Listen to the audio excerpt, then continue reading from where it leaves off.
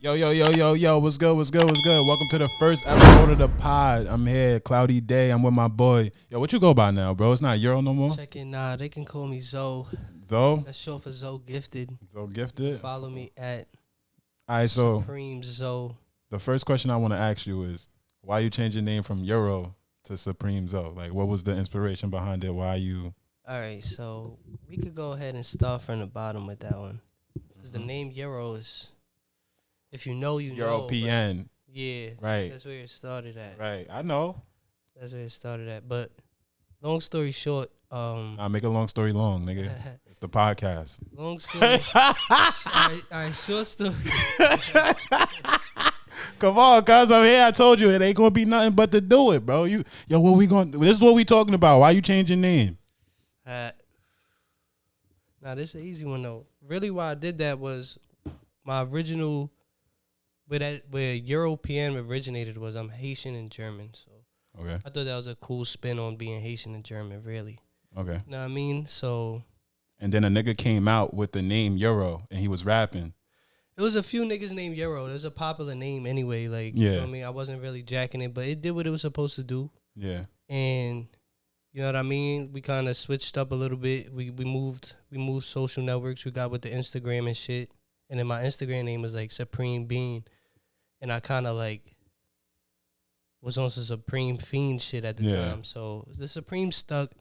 It's for fashion. The Supreme is for fashion type shit. Yeah, it's a fashion reference. But at the same time, it's Supreme. So you know what I mean? Yeah. Just the name in general. And then, you know, I stuck with sticking to my roots with the name Zoe. That's a Haitian reference if you don't know.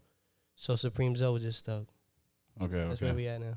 All right. I was like, yo, bro, I ain't change his name. I don't even know. You know what I mean? I still be calling you Euro. Like, you know what I mean? Yeah, I mean, if you with the brotherhood, you get a pass. You say you get the pass. All right. So what we gonna start at? We gonna start with where we met, right? Like we met doing the Yonka Cypher. Yeah, that was some years ago. It was 2013. I think what we gonna do is eventually we gonna try to get everybody from a different group, at least one person from the group, to come by. Maybe we watch the video. That shit is dumb long. That'd be a whole episode. I ain't gonna front.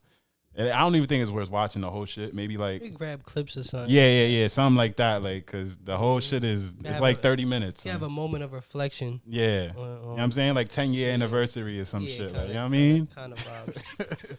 But yeah, so we met. We went to the studio. You remember we went to episode Ink shit.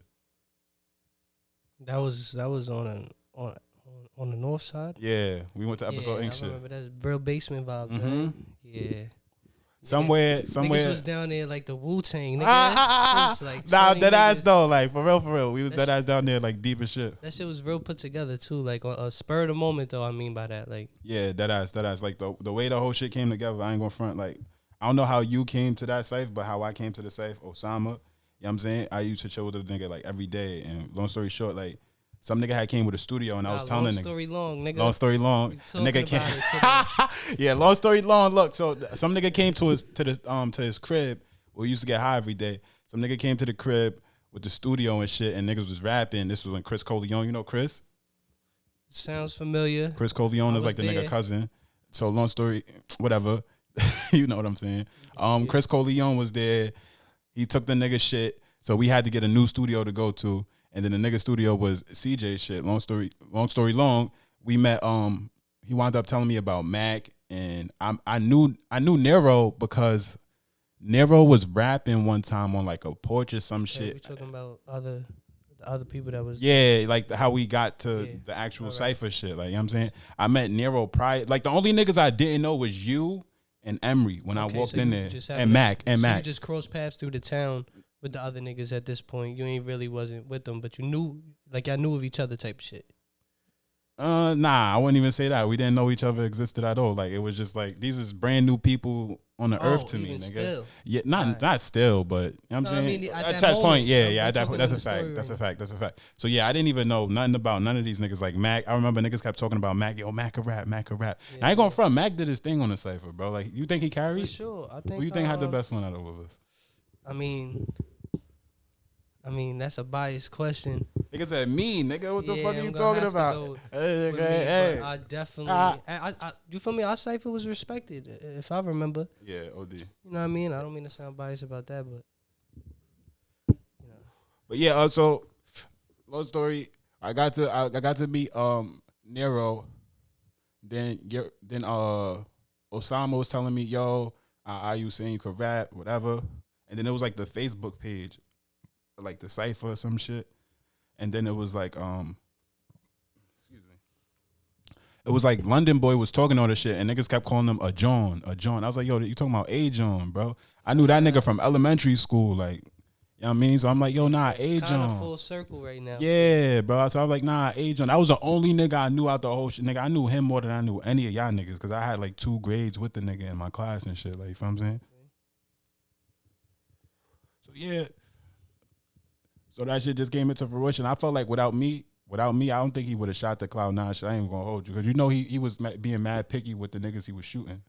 Nobody from Cloud9 knew the nigga. I actually personally had no idea what was going on, period. So all right, so yeah, yo, so you give us your backstory on how you came to it, because I gave you my back. Osama brought me to the basement. How'd you get to the basement that day?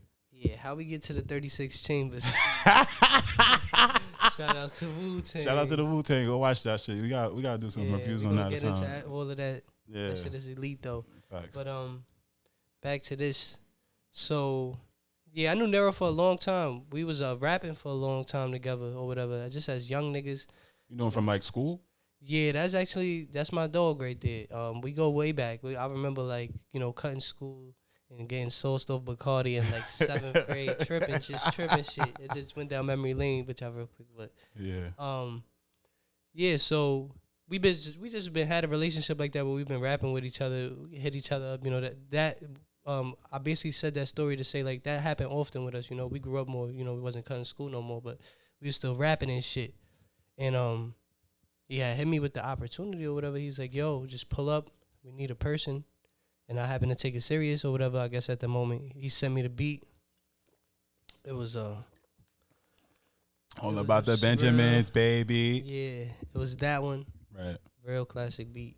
I probably didn't even know as much. But, I mean, you know, as a kid, you know, yeah. This is the shit that you know, feel me? Yeah, you grow up on, playing, all day. So, you know the voices on there and everything. But, yeah, so he sent me that joint. I wrote to it. I pulled up on him. Met up with y'all. You feel me? Things went how they went. We end up in the 36 chamber. So we end up in the 36. Yeah. Yeah, not to in the basement. Not to toot our horn, but I do think that we had the best one. Niggas was jacking that shit should have been first. I mean, we got to get other people in here to come ask. up and you talk your piece, man. Yeah, that's what I'm saying. Like, I want to know, because from our side, niggas was saying like, yo, I should have went first. Niggas killed it like 5 for 5. Like, I felt like I had the wackest verse, and my verse was better than a lot of niggas in the Lone Wolf. Like, you feel what I'm saying? Like, and a lot of niggas on the other shits. Like, if you compared me to, like, if you threw me in, like, every set, I probably round up, like, number 3. Like, you know what I'm saying? By default, sometimes number 2 type shit. Like, you feel what I'm saying? Okay. Some of them the best. If you throw me in Killer Squad, that was the best one. Like, you feel what I'm saying? Which one was that? Killer Squad was the one all the way at the end. And he was talking some weird shit at the end. The niggas with the Naruto. Like the Naruto. Yeah, the Naruto niggas. Yeah, yo, we gotta get one of them niggas here, son. Niggas was on some Wu-Tang shit. Nigga, what? Nah, that's not Wu-Tang. Them niggas was fucking really the Hidden Leaf Village, nigga. Yeah,